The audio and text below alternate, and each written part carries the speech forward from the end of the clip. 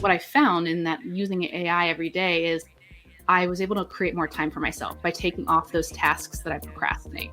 There's a billion things, especially when it comes to work. I'm just like, oh, I just don't want to do that, or it's just kind of time consuming. It's not fun. It's not creative.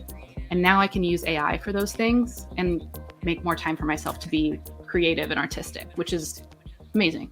What is going on, ladies and gentlemen? Welcome back to another powerful episode of the Creatives Journal podcast. My name is Andy. I am your host of MMG Design, and please welcome Mrs. Sydney Stern Miller. Sydney is awesome. I don't really know how to sum that up in any other word. A little bit of background on Sydney. She is the Digital Marketing Strategy Manager at Deloitte, but I came across her via LinkedIn because of her AI content, and that's what's going to be the primary value add that you get from this episode as a business owner. So if you're curious about getting into AI to level up your marketing strategy game, or just getting into it in general for using it to do tasks that are a little bit outside of your control, to buy back your own time, and also to have fun with it in the process, then this is the episode for you. So without further ado, a huge thank you for Sydney for coming onto the show. Might be one of the most value-packed episodes, along with genuine, great conversation that I've ever had in a show. So super grateful for her for coming on. We'll have to have her back on for round 2 at some point. But without further ado, let's get right on into it. I'm not going to hold it off any longer. Please welcome to the Creative Journal podcast, the one and only lovely Sydney Stern Miller.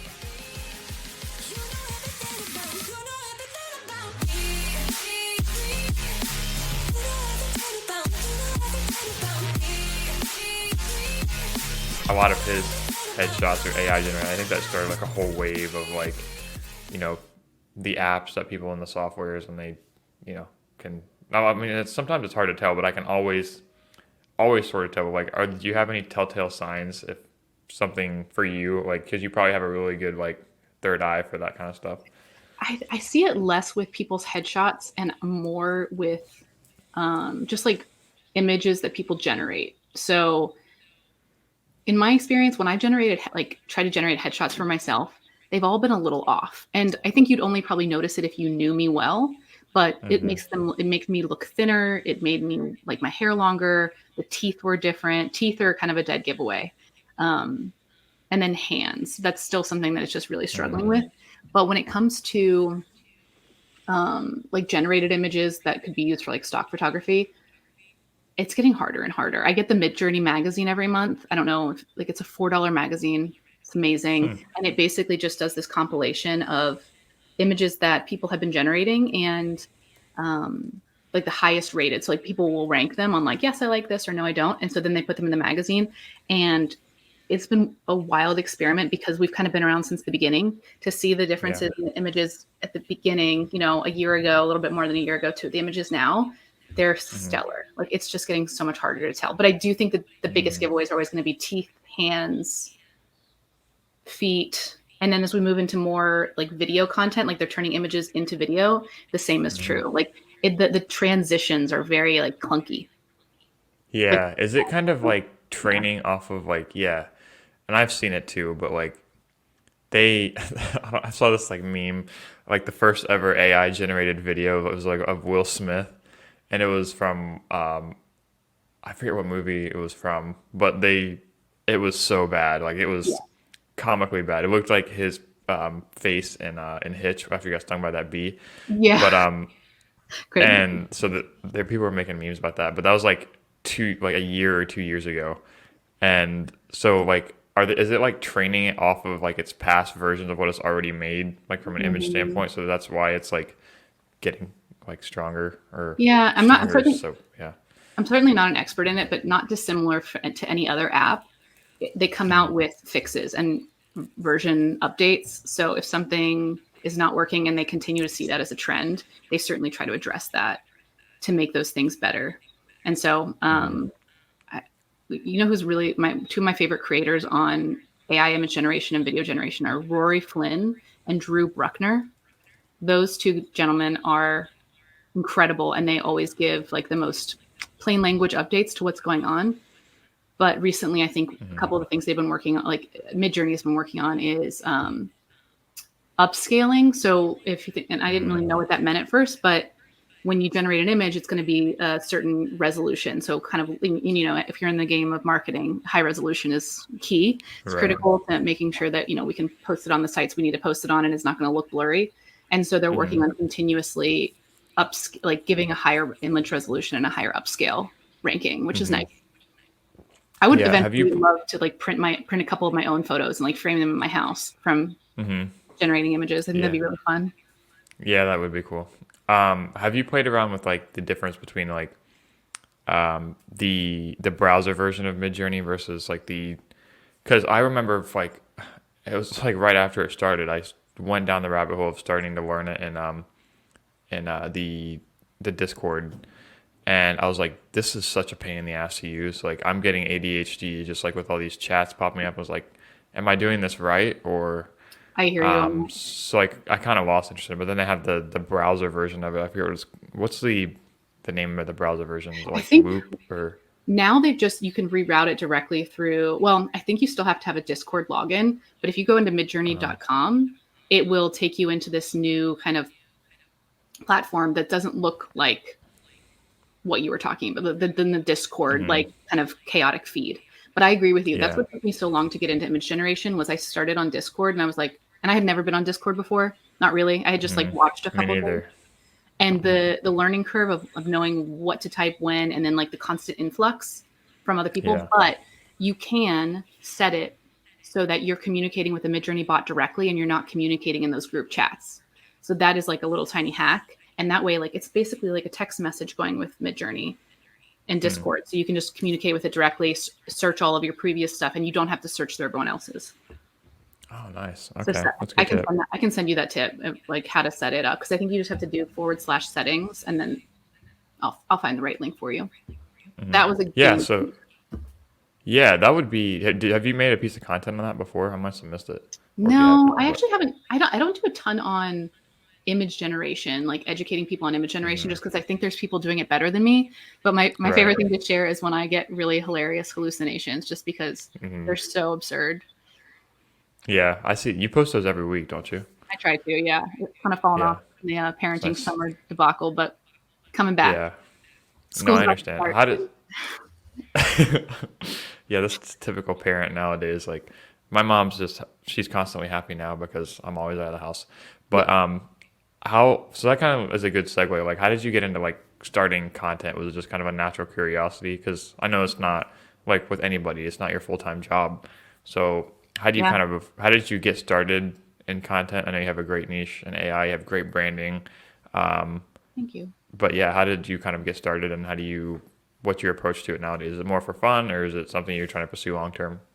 Yeah, I think the truth is probably multifaceted. One, my love language is helping people. I do love to help people, and I only have so much time, available to do one-on-one feedbacks. There was last summer I had 5 interns, and I felt so excited by them. They refreshed my enthusiasm for working, because I've been in the professional workforce 15 years, and they were brand new. And so really what I could give them was so valuable, but I couldn't do that on a massive scale. But I was all of this advice that I'm sharing, I could be giving to people on the internet.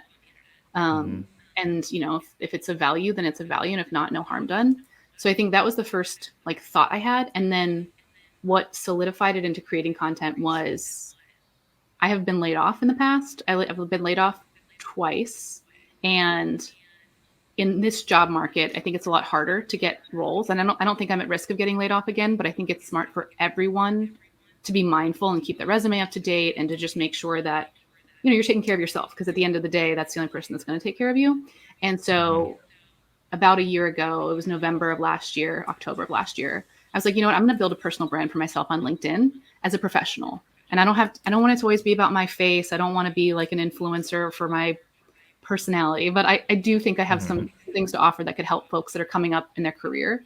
And as I was thinking about my differentiator, because marketing is one thing, and I have some HR experience too, but I also had been learning AI, and I started learning AI because I was scared it was going to take my job. So again, this is all kind of fear-based. I was worried I was going to lose my job. I was worried that AI was going to take over marketing. And so my methodology when it comes to anything scary is know your enemy. And that started a long time ago with cockroaches, like, and spiders, right? Like, I didn't like them, but I felt better, like, the more that I knew, right? Like, the more information I have, the better I feel in dealing with them in real life. And that is true also for AI. Like, the more I learned about it, I will not compare AI to cockroaches and spiders because it's not scary. The more I see I it though. learned it, yeah, the more I learned it and the more that I used it, I was like, "Oh, this is incredible." I felt, because I'm an ADHD, uh, I'm like ADHD, so I've got all the neurodivergence, and what I found in that using AI every day is I was able to create more time for myself by taking off those tasks that I procrastinate. There's a billion things, especially when it comes to work. I'm just like, oh, I just don't want to do that, or it's just kind of time consuming. It's not fun. It's not creative. And now I can use AI for those things and make more time for myself to be creative and artistic, which is amazing. Yeah, and I think that's like the biggest disconnect is like people hear like how beneficial it is, and you can kind of see from the outside. But then there's like, and it's like with anything, it's like that moment of there's like the friction of getting started, and then you don't really know. It's like, okay, I'm spending more time writing like this prompt or learning how to use a software rather than, everything is instant. And I think that's kind of reflected of like the world like we live in nowadays is that um, it's like AI is sold and marketed as, and there's the general conception that it is going to do everything for you.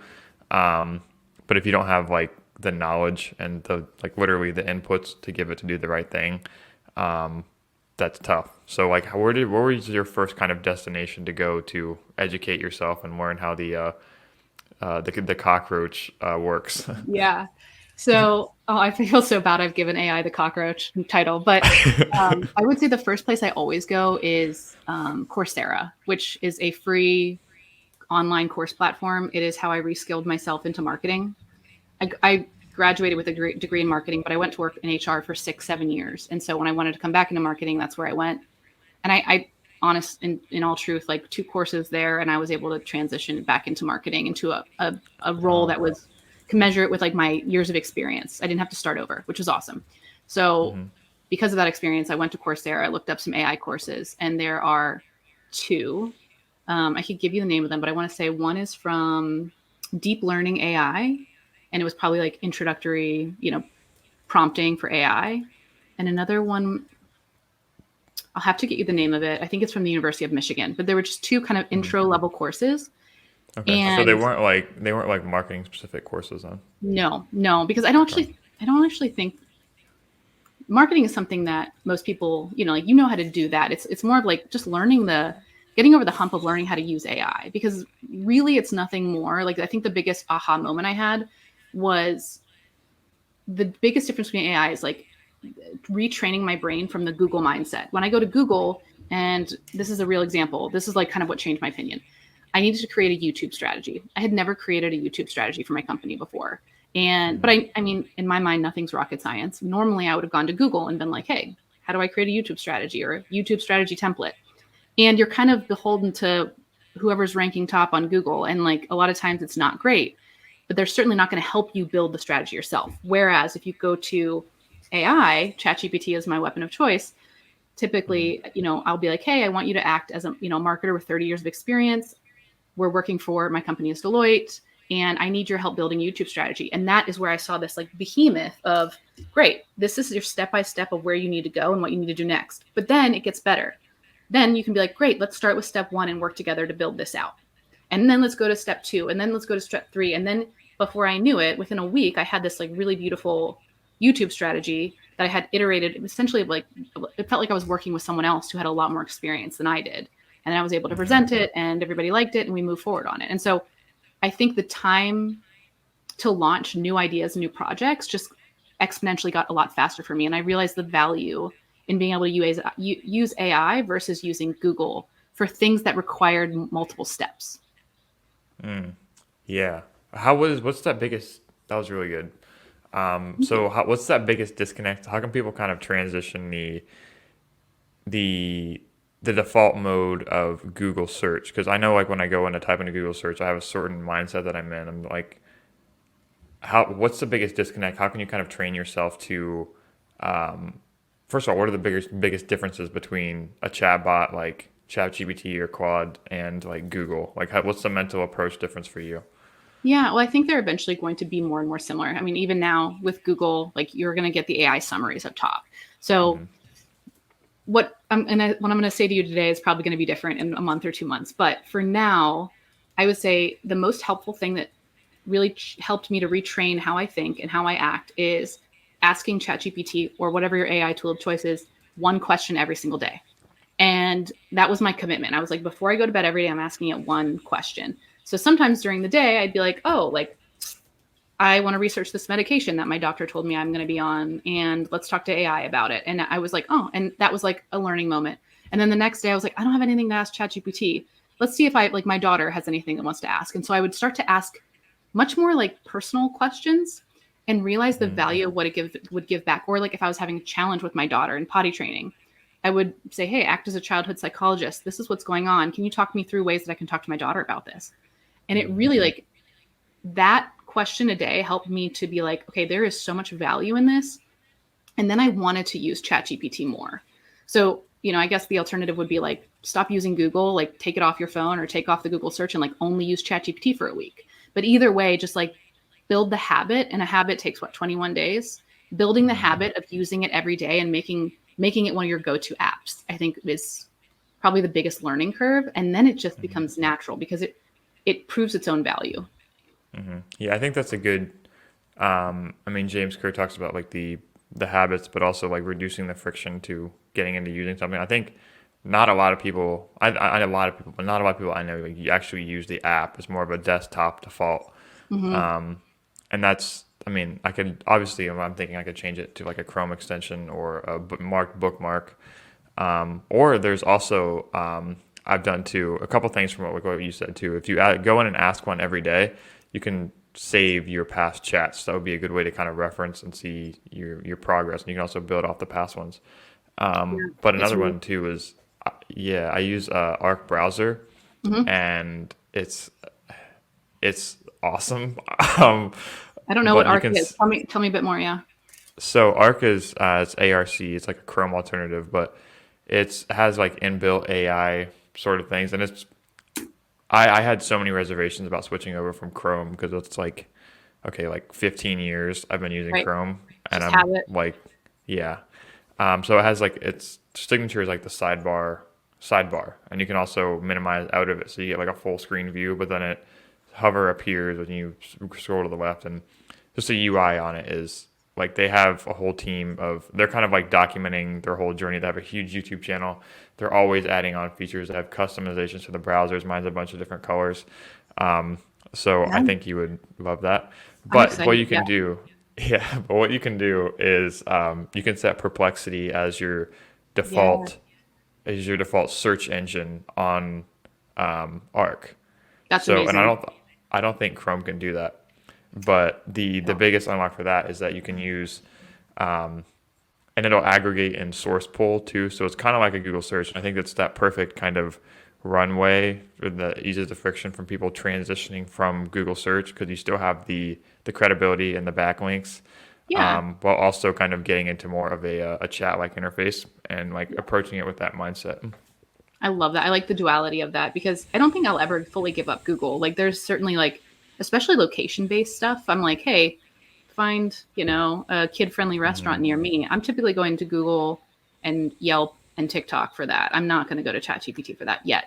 But I Hmm. think I don't think I'll ever be solitary in one tool. I think there's value in so many different ones, and it'll continue to evolve. Yeah, and that's what it is for me is I'm trying to have a better detachment from like past habits and past softwares, past tools. Because like you said, they change so much.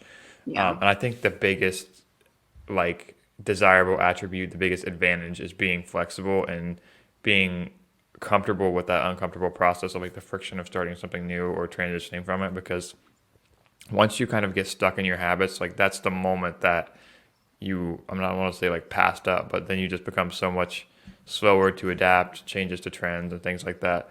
But kind of like branching off of like trends and like what are some things that like really excite you? I know there's a bunch of different ones. Like for me, I've been really enjoying trying quad, and keep in mind like the whole reason I like loved your content and wanted to follow you and talk to you is because like I love learning about this stuff, and I'm a big believer that a lot of people feel the same way. It's kind of like this general like underlying anxiety that because I go to a Yeah. ton of like events and networking and stuff, and the people that haven't gotten started to use it, or it's just kind of like one of these things where they feel like everyone around them is using it and not really sharing like any type of secrets. I don't think there are any secrets, but it's kind of like Yeah. the general perception of that. But what are some things that you are like excited about or play around with?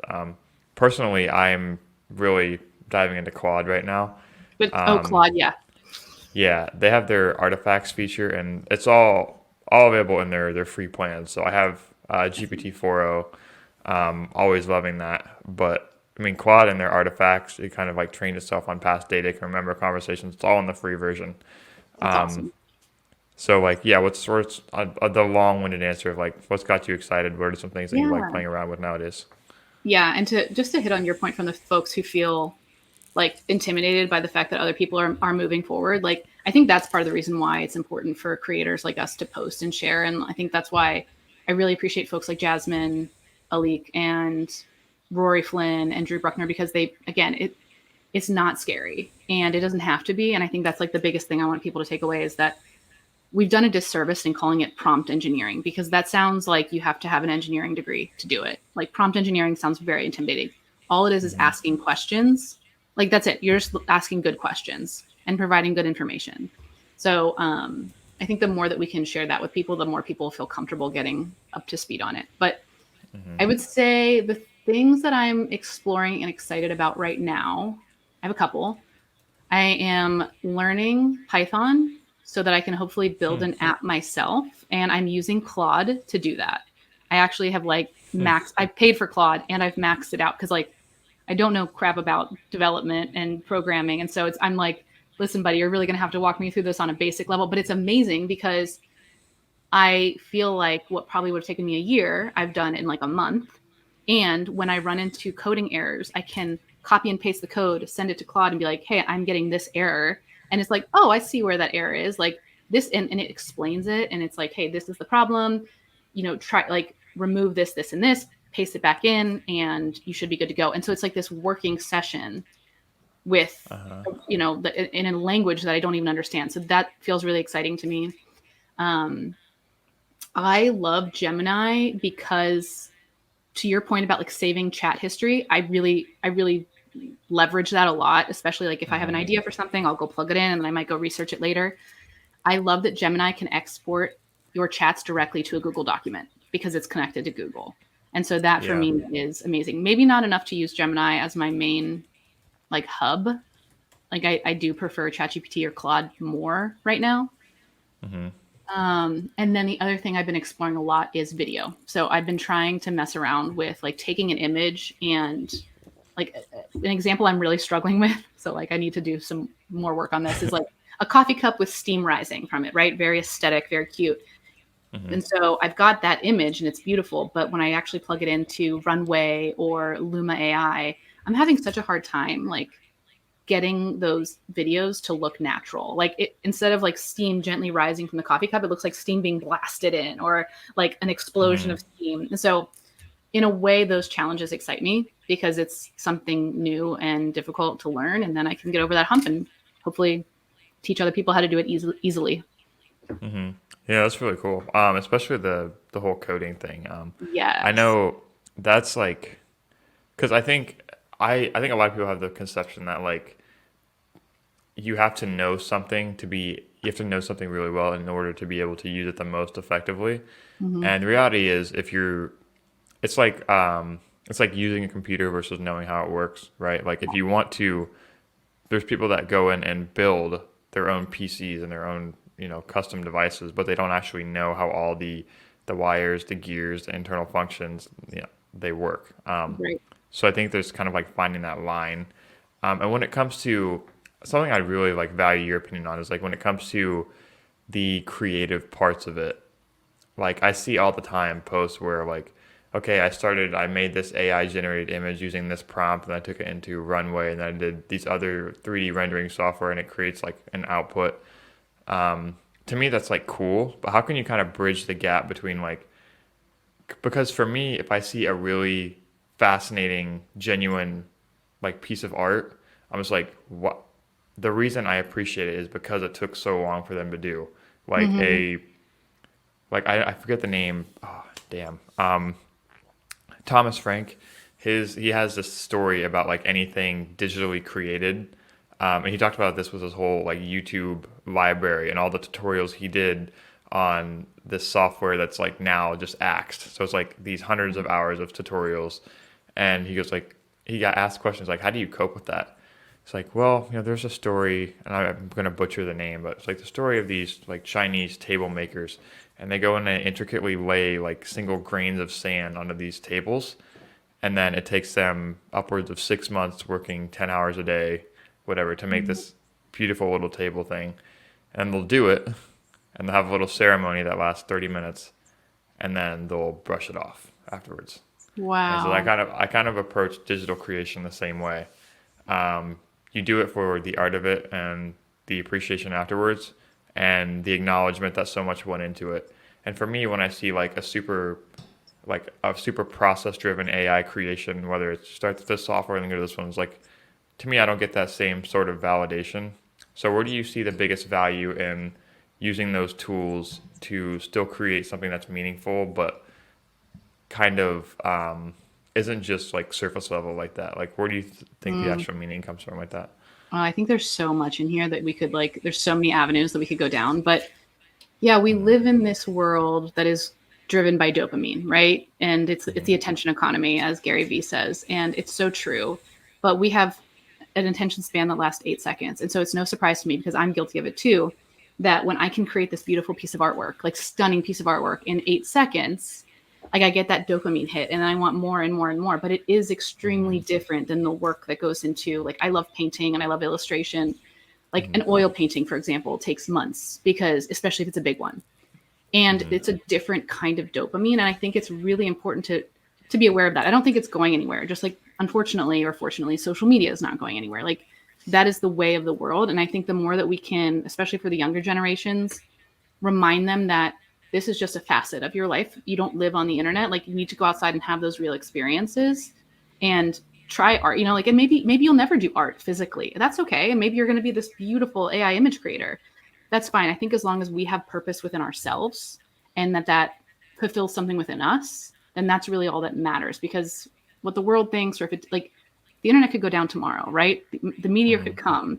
And I think it's really important to remember, like, you get one life. You should enjoy it while you're here. And if that's creating images online, amazing. And if it's not, make sure you don't waste all of your time doing that, because it's very addictive. Mm-hmm. So Yeah. I think there's truth in it. I don't think what you're saying about can something be a masterpiece? I don't know. I know philosophically, I have no idea if it's made digitally, but I do think that um, as long as we're focused on like I think that our generation too is so caught up in legacy. Like, am I going to be remembered 3 generations from now? Um, Mm-hmm. and I try to just kind of think about like it doesn't. I'm not going to be worried about like the future. I'm not worried about what's going on in 3 generations from now. I want to make sure like while I'm here, I love what I'm doing and I'm Mm-hmm. kind to the people around me and helpful to the people around me. And if they don't say my name in 3 generations, it is what it is. Yeah, I think I very much feel the same way. I think it's you worry too much about the future, you kind of take yourself out of the present. And Yeah. I think we're gonna get to a point, and when to kind of like branch that back in with AI, I think we're gonna get to a point where you kind of get that appreciation and association. So like you start to see it's gonna become more common knowledge to as to what the inputs are that create the outputs. Because right now, I think a lot of the mysticism is around like we don't know what this is at all. So like, for example, like maybe in 10 years, the common person will have more of a accurate gauge on how much effort or how much knowledge goes into creating something that's using AI. Like if you see like a very rudimentary image, or like, okay, that didn't take a whole lot of prompt engineering, but if you see something that's different or like involves all these complex things, like, wow, like that had to take a lot of engineering and time and roughly, changing the prompt to do these things or integrating it into all these different softwares. So there'll start to be more of a genuine appreciation the same way there was like, I'm trying to think of like an analogy, but like It's like someone from, yeah, go ahead. any of the great artists, right? Like Da Vinci and oh my gosh, anyone. A lot of their art wasn't created until they were gone, or it wasn't appreciated until they had long passed. Right. So Yeah. I And think it's not dissimilar. Like we're in the guinea pig stage right now with AI. Like what we learn in our generation probably is like this is like the testing phase. I kind of think of it as yeah, that's absolutely terrifying. But yeah, yeah, yeah, we're the mice in the cage. yeah, Just it's, that's what, like, it's literally, sometimes I feel like literally living in a movie sometimes. same. Um, but, but yeah, another question I would ask was like, um, and you kind of mentioned that like on the course you take, some of your favorite influencers, but what are some other things you use to, also the Midjourney magazine, but what are some other things that you do to kind of like keep in touch? I know a Mm, lot of it probably comes from the people you follow, which is, I mean, how I get my information. mhm. That's why I follow you, Sydney. Oh, Um, thank you. but like, how do you kind of like stay on top of it? And I think to kind of like branch off of that, I think a lot of it is based around like what you're naturally curious with. So if you are enamored with something, you're gonna like by osmosis kind of engage more into it. So that's kind of a caveat. But what are some of your inputs that create the outputs? So I think you're absolutely right. I think there are some creators who have inspired me and continue to inspire me because they make it, I think, authentic. They make that they kind of create a human connection to whatever it is. So my favorite creator who got me posting on LinkedIn, his name's Brandon Smithrick. But he posts about LinkedIn. He doesn't post about AI, but he's incredible. And I watched his journey, and that made me want to create my own. And then as far as education goes, I would say I use a lot of online learning. So I have Coursera, I use Skillshare, and then I love LinkedIn Learning. I'm a big fan of where I can see reviews and I can see like, oh, 40,000 people took this and gave it 5 stars. I think this is going to be a good course. It's probably going to be worth my time. Whereas some of the other platforms kind of beholden to like, I'm like committing your time before you know if it's good or not. And I don't love that. Yeah. Hmm. So that's another thing. And then my mom, I mean, we've kind of hit on this. My mom really instilled, I'd say this is the best thing my mom ever taught me. Like I always grew up thinking like I could do anything. And by that, I mean, like if we were in the woods and a rock fell on your head and you needed me to like release the pressure, as long as there's a doctor on the phone with me telling me how to do it, I'm going to do it. Like nothing is rocket science. Like nothing can't be figured out. And so I think going into things with that mentality is like, It's there's a really really no, good mindset. Yeah. yeah, there's no experts anymore. Anybody can be an expert. Anyone can say, it's like world's best cup of coffee. Like anybody can be like the world's best LinkedIn engineer or prompt engineer. Like you can say whatever you want. And so really like that, there's a lot of permission in that. Like just go do it. And I think following people who are doing it. So Gary Vaynerchuk was like the person who really inspired me to get into marketing. He's kind of like ship it, like just ship it, get it out there, just do the thing. And if you don't do the thing, like someone else is going to do it. And so I think that mentality is really healthy. And then I also, I love the Marketing Against the Grain podcast. I will like, that is a hill I will die on. It is one of the best. It's marketing and AI focused. And Kip, Yes. Kip and Kiernan are the two CMO and Yes. Yeah. Okay. another C-suite position at HubSpot. Those guys are incredible. They're so down to earth and they're so like willing to just do the work. They just kind of like Yeah. get out there and do it. And they have that good, like a really great saying too of like, I think this was Gary's, but he was on their podcast and he said, you become a worse driver the moment you take your hand off the wheel. So like you have to stay in the thing that you're doing in order to like be really good at it. Like you would think Gary, CEO of a number of companies at this point, probably wouldn't be doing his own marketing. He is like, he has help in other areas, but he's still like every day he's on every social media platform. He understands the importance of TikTok. He understands the importance of the, first 3 seconds of a video on Instagram. He's in it. And I think that's why he does so well. So many people, I think in bigger companies, as they get higher up, they lose track of like being like the finger on the pulse of like actually using the apps that they're building strategies for. So I think that's so important. And so I Yeah. see the value I in actually, doing the things. Yeah, that's a really good point. And I think like another thing that comes to mind for that is like the knowing like the same principle applies to like stock investing, which was the example that came to mind, where it's like knowing the potential upsides versus the limited downsides. So if You're seeing the people that are innovating, and they're always, and if you see the people that are successful, they realize the high upsides that whether it's AI or marketing or staying involved in those parts, the single biggest needle movers from an effort standpoint, that's where they invest kind of their time and their efforts and their focus, rather than getting away from that and kind of hiring out stuff like that and not being as involved in it. Yeah. Um, There's an and endless I like amount of things we could be involved in. So choosing what to prioritize is so hard. I know, It's so yeah. hard. So man, I think of like 10 things like while you're talking, and I get confused about which one I want to bring up because like You're good. really awesome. But like let's talk a little bit about you. Like how do you kind of like balance work and life? Let's kind of get to know Sydney a little bit. Mm, I know we talked about your daughter a little bit. You work at Deloitte. How do you what's yeah, just kind of give us the Sydney sales pitch. okay, my Sydney sales pitch. This is not something I've practiced, so forgive me. But No, you're fine. yeah, I work for Deloitte now. I'm in digital marketing strategy. I do a lot of social media.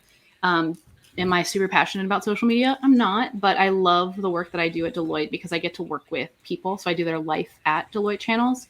So I get to showcase what it's like behind the scenes and really give people a little bit of a window into what a large organization looks like, because I think that can be really intimidating. So I guess that's a theme for me. I really like to break things down. I've always been a translator when it comes to helping different generations connect, and I guess I'm a peacemaker. So that's my Enneagram type. I like to bring peace and tranquility to situations. I have a 5.5-year-old, almost 6-year-old daughter. Her name is Avery. She's hilarious and feisty and giving me a run for my money this summer. I have a girlfriend who we live together. Her name is Alessandra. She's also a woman in tech. And we have a dog named Callie.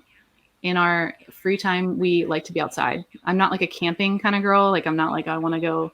Like I like air conditioning, but I love to be outside. So that's how I would say one of the best things for my mental health. This summer, I started taking a walk every day with my dog in a local nature preserve and just being in the trees and like not bringing podcasts. Like there's no headphones, no nothing. Just walk, just be in the woods for a little bit, and kind of to your point, like that disconnect of existing in the real world and being present, because so much of my work is online. And so I spend 8 to 10 hours a day on the computer, and that's not how I want to spend all of my time. Right.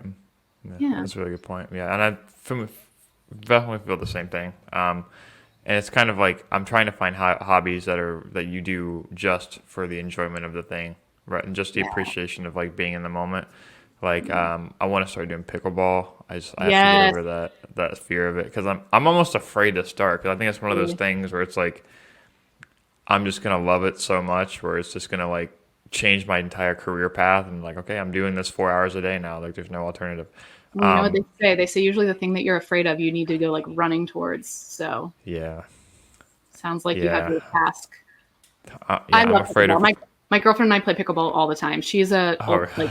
she used to be a professional tennis player, and I'm terrible. But it's one of those sports that Oh like my God. you can be phenomenal or you can be terrible, and you can still participate. Yeah. We have like a really cool pickleball thing here in Charlotte where it's like a bar for pickleball, and so you can drink, you Uh-huh. can play pickleball, you can just hang out. It's so fun. Dude. Oh my But God. You you guys are could doing like it right over there. yeah, you can just go like play with friends at a local park. I mean, most of the tennis courts will work for that. And so kind of like low stakes. Yeah. I don't know. I'm pretty competitive though, so I don't want to like bring my like yeah, I don't know. Well, I got invited to they have a YMCA close by here Yeah, with the and Y. but it's like a 60 and older group and I'm like Yeah. I'm not going to be that guy out there like beating Honestly, up though, on people. they're probably going to smoke you. I'm not going to lie I here. know.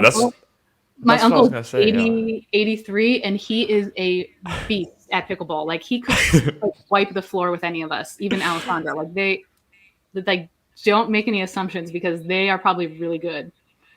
Oh my God, yeah. Okay, so quick tangent, we'll get back. But like, Yeah. I meet with this guy, I get coffee with him every week. His name's Bill, and he's like, I think he's mid 70s. But this guy, he goes hard in pickleball. Love that. Like his wife made him wear like um like this plastic like brain protecting hat because he walked in one time and was like, yeah, I took a little shot to the head, went a little bit too hard, ran to the bar, and then the other time he ran to the middle line, had a huge bruise on his leg. Um, Wow, yeah, he's but amazing. I would love to watch him play. yeah, dude, I haven't watched him play. I need to get involved in it. There you go. Yeah, But start just to watch. I all love right, it. You got to do it. well, I'm holding you accountable. Before the end of this year, you're damn doing it. it. Yeah. Well, it's gonna start getting cold here soon too, so we can just do it indoors. Yeah. So, anyway, keep me accountable on that, but I appreciate that. But how would you say kind of being like a mother has like impacted you? I know that's a little bit No. more There's no introspective, but what would you say about that?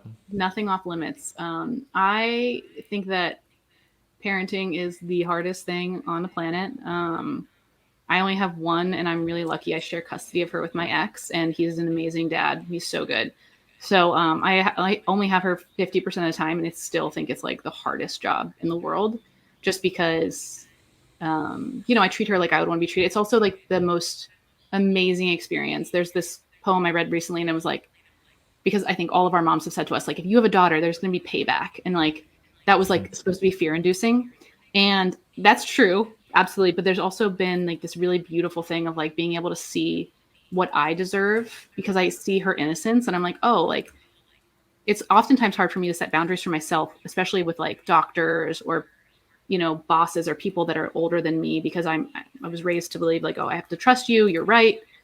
And now as I see her exist on the in the world, I'm like, oh no, like it's so much easier to see what she deserves, like, and almost use her as a muse for myself. So she's taught me a lot, as far as like parenting her but also parenting myself a little bit. And I feel really lucky because my mom and I, we really butted heads, which I think a lot of moms and daughters do for a lot of my young life.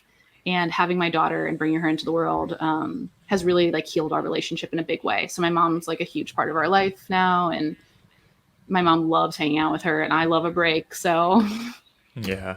it's a win-win Yeah. for everybody. No, dude, that's awesome. Yeah. And I think like that's always like personally, it's something I'm always kind of like leaning into is like when you see someone online that you like actually enjoy their content and you see like, okay, like they have a family too, and they can kind of like manage both sides of that. And we kind of talked about that. We kind of talked about too. You never really know how people are until you interact with them. Yeah.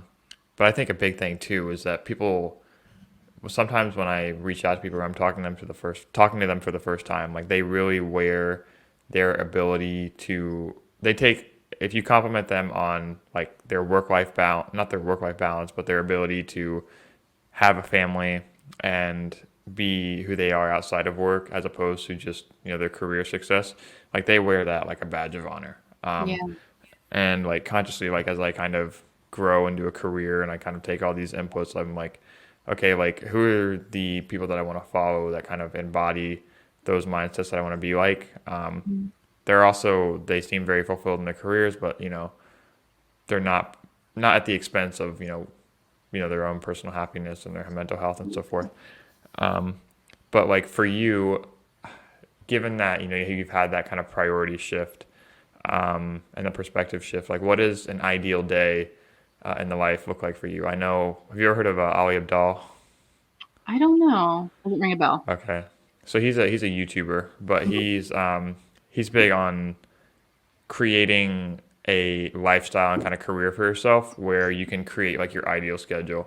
Mm. And he has this exercise, like I have this exercise, like I made a separate Gmail account with a separate Google Calendar, and you fill in the events hypothetically. Like this is if money were an object, how would I be spending like my ideal day, like my time?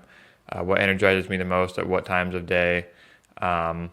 And that also like allow me to pursue fulfillment and lead me towards what a perfect day would look like. So it's basically to kind of Mm. have that metric of what you're working towards, because I get so detached like in the day to day, like okay, I need to get this done, this done, this done, and you don't really detach from that and see like the bigger purpose it's all serving. And also like if I had my choice, like how much of this that I'm doing now is just a sacrifice for a payoff at a later date that may or may not come. So it kind of like helps put that in perspective a little bit. But Yeah. what do you think, like off the cuff, like what would that look like kind of for you? And it might change, but right now, Yeah. what sounds like a perfect day for you between work and family and fulfillment and maybe pickleball or whatever? Yeah. Well, if I had the dream scenario, that's easy. So I would have a full-time nanny that would help with drop, like just kind of like those, like, again, it's like what AI does. It like kind of takes off like the useless tasks. Like she or he could do drop off and pick up for school. I would go to a coffee shop and work for the first 2 hours. I love the accountability of working around other people and like the coffee shop Mm, environment and just breaking away yes. from the office. And I would have no meetings, like zero meetings, just time to be focused and do creative work.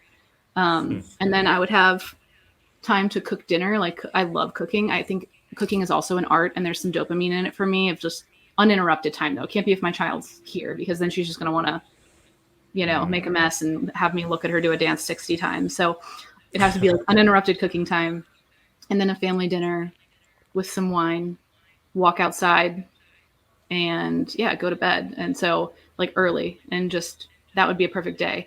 But I think one of the things that helped me to create more days like this, which like none of them really go according to plan, but and I don't have a chef or a nanny, but one of the things that really helped me early in my career was seeing leaders balance their work life balance. And they did that by normalizing, like, I had one boss, her name was Lisa. She's incredible. And she would every once in a while leave at like 2:30 or 2 o'clock. And she'd be like, hey, I'm going to my daughter's softball game.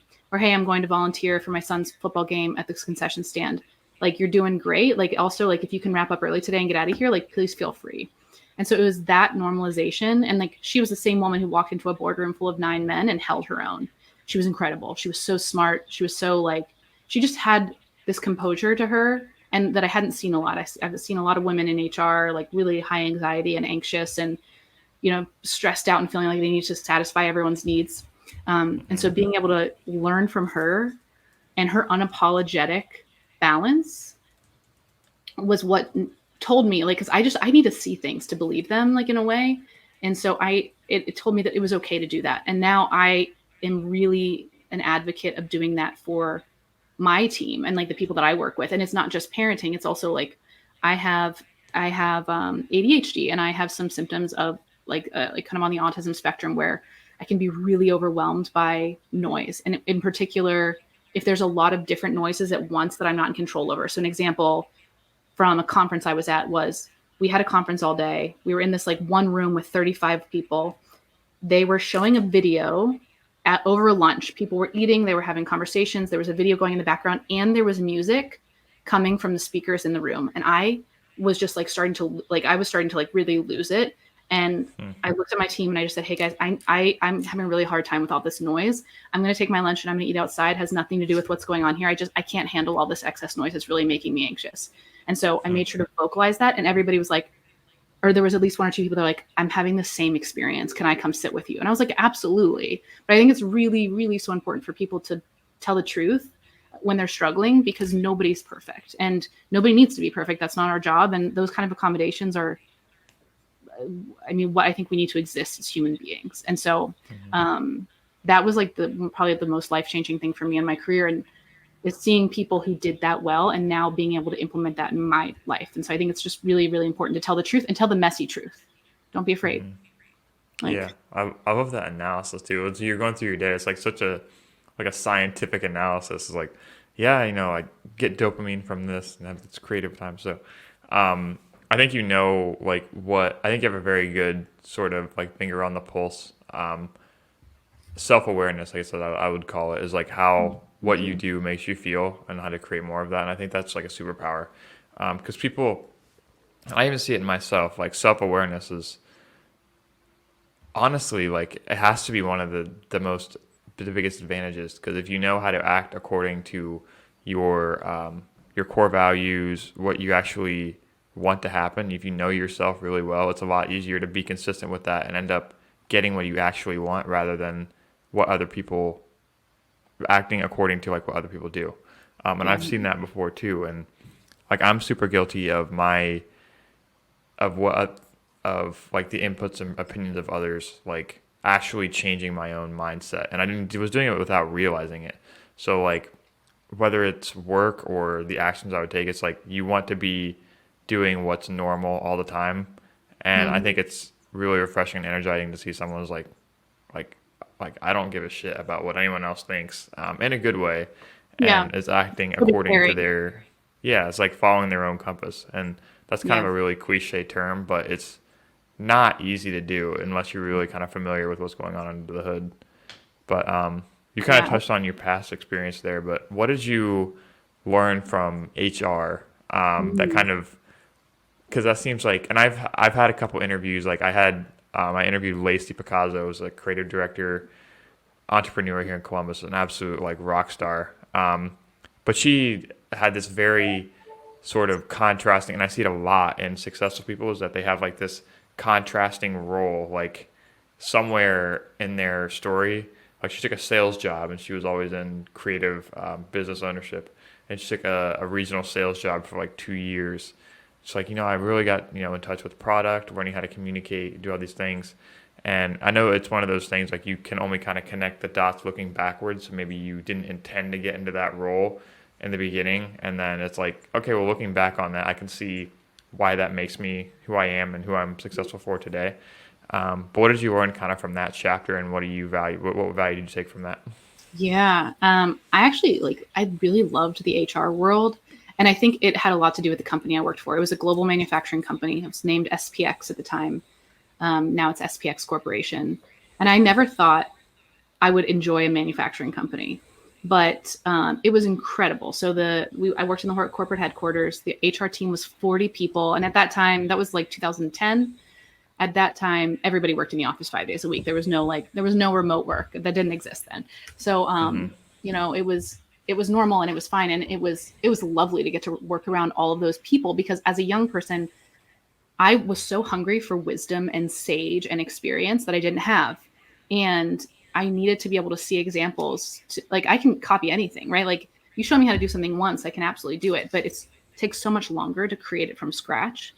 So I was just really hungry for information. And I think the value in HR is not only like the relationship building and being able to help people, but I think there was something especially that was helpful in marketing, which is understanding the legal component of things, like the importance of compliance, the importance of like even things like the attention to detail with paperwork when you're generating someone's offer letter or their severance agreement.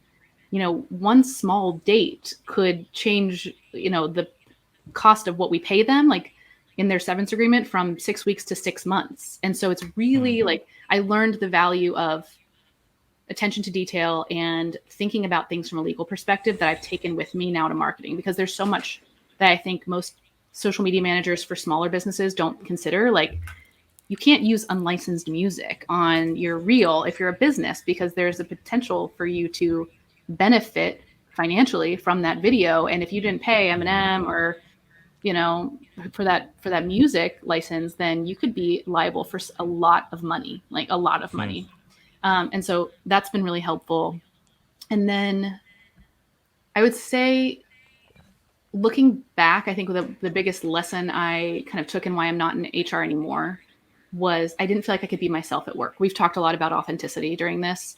Mm-hmm. And when I was in HR, I very much felt like I could not be my authentic self. I kind of had to be the mother hen for 500 people that worked in my office. Mm-hmm. I was kind of the enforcer of the rules. And when push came to shove and someone was going to get fired or put on a performance plan or laid off, that came down to me. And I didn't like being someone that people couldn't trust. I don't think that isn't true for all of HR, but for me to live in a way that feels genuine and feels true, I couldn't be in that role anymore. No, that's really cool. I think there's, like I said, you can only kind of connect the dots looking backwards, like Yeah. especially when you're probably at a phase of life where it's like, okay, maybe I don't want to be doing this for the rest of my life. Yeah. And then, but when you're in the moment, it's so much harder to value where you are and what it's teaching you. So Yeah. like I worked at an agency, a design agency, for 6 months after graduating. and I just graduated last spring. So You did? it's yeah, Congratulations. Oh my gosh. thanks. Yeah. But after that 6 months after graduation was just like the basically like design work, Yeah. and over Black Friday it was in uh, it's a apparel company, so there was an e-commerce store, Yeah. and we spent part time. I spent part time. It was optional overtime at our distribution facility over Black Friday. So I was literally like in a warehouse, like loading boxes and doing manual labor, and I was like, dude, like this is not what I This want to is not like. it. Literally, like this is yeah. And it's like you kind of learn to. It's just like super. I don't want to say dramatic, but have you ever read Viktor Frankl, Man's Search for Meaning? Mm-mm. I haven't. I But need he to read it. was yeah, but you've heard of it. It's Mhm. he's a Holocaust survivor, and like that whole perspective on like you can get enjoyment out of doing anything. Like you don't actually need anything outside of like your body and your mind that can reason to be happy. Um, and Ryan Holiday touches on a lot of the same stuff with stoicism and all that, but it's like that, like having a perspective like that's what I'm trying to take away from like doing hard things rather than Yeah. it being okay, like this is existential. Because dude, like literally that job was if you could write like everything that could go badly in a job, like had no Wi-Fi, can't listen to music, Oh my um, gosh. dark, freezing cold boxes. Um, yeah, I was I like, think I feel like that's so true. Like same with my like early career. Like I tried a number of things before I landed in HR, but I think it's mm, there's something so valuable about figuring out. It's just as important to figure out what you don't like as it is to mm, figure out what you do like. And then as yeah. long as you keep moving in the direction of what you do like, then that's like really all you can do. Mm-hmm. And like you wouldn't know that if you didn't have those kind of bad experiences. Right. Yeah, that's what, and this Ali Abdal again, but he says like there's no failures, there's only like experience points. So Yeah. it's a success because you learned what not to do. And I know it's like that with literally anything in life. It's just it's you have to change your mind because like I don't know if we're all raised on the sense that you want to you have to get everything right. It's like anything that's not the ideal outcome or what you exactly intended is just like it's scary. 'Cause I think that's what's in Yeah. our nature.